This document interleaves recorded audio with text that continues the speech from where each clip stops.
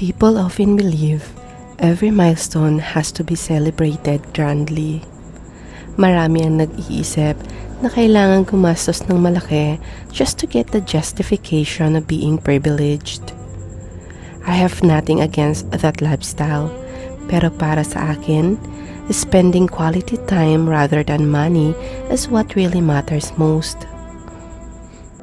Nakaugalian na sa aming munting pamilya ang mag-celebrate ng birthday at 12 a.m. sharp.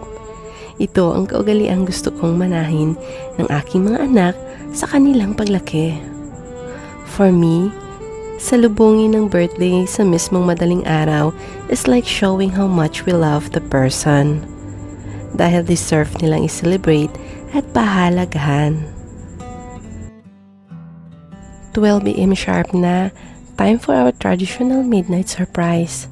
To make his 11th birthday extra special, I thought of composing a song, a dedicated love letter only for him. June 24, 2015. It's a gift that I know he'll surely treasure for a lifetime. As for me, I don't mind having just enough for the celebration. We don't cook a lot of food para ipakita na marami kaming handa. My belief is, we only have to prepare what we can consume. Otherwise, it will go to waste.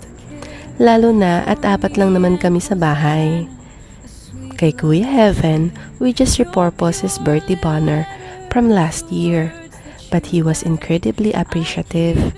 His gratitude makes me realize how lucky we are having him. The moment I held you right close to my chest, I knew that our family was perfectly blessed.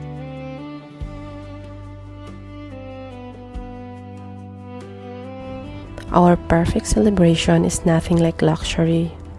Sa lifestyle namin, kapag may trabaho si Tatay Mark during the celebration day, matyaga kaming nag-aantay na matapos ang duty niya.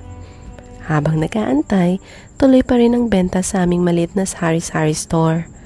We treat the day extra special, but we also keep working. Sayang nga naman, di ba?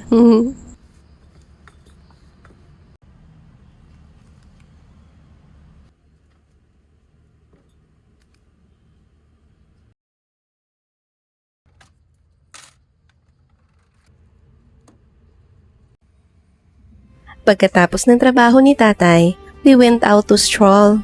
We stopped by first at the Enyo Laguna Architecture Exhibit. Heaven, you are my sun, who lights up my life. Your kindness and sweetness cut right through the strife. You are our pride and you are our joy. We are so grateful for our beautiful boy. Never forget how amazing you are, our precious first blessing, our steady home star.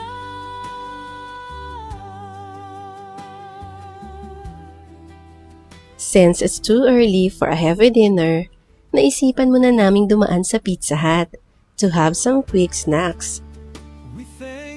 Masarap ang lahat, kaya walang duda na nabusog kaming 4. Every single day that he chose us to guide you and walk by your way.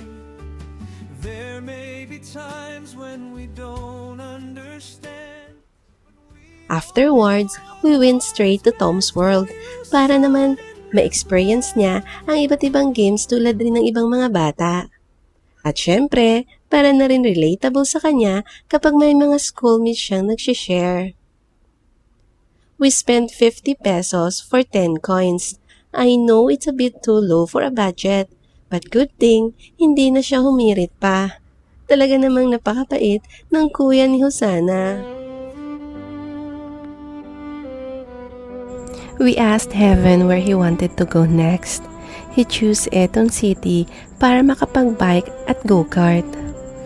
From SM, we drove straight there. The night was so calm and cozy. Mas kakaunti ang tao kisa sa usual. The vibe was like the place was solely for us to celebrate. It was perfect. 300 pesos for a go-kart rent is such a sulit deal. Sinulit talaga namin ito. Feeling nga namin ay tila solo lang ng pamilya namin ang lugar.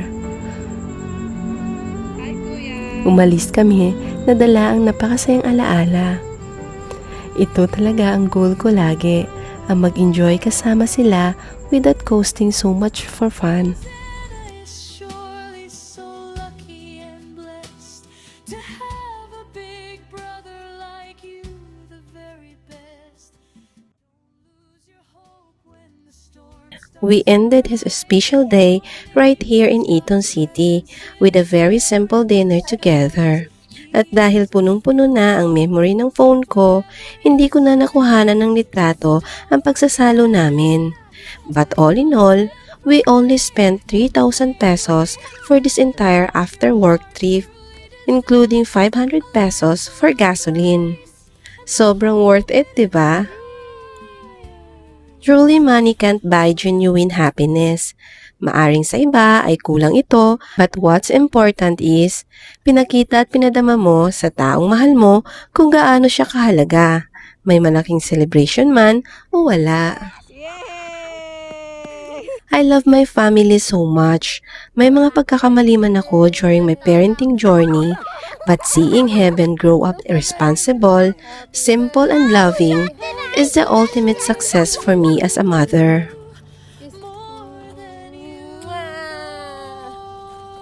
Heaven, our son, our pride. I hope this video made you realize something relatable to your own situation. I know it's been months since my last upload, but thank you for waiting and sharing our journey together. Hanggang sa muli, ingat kayo palagi!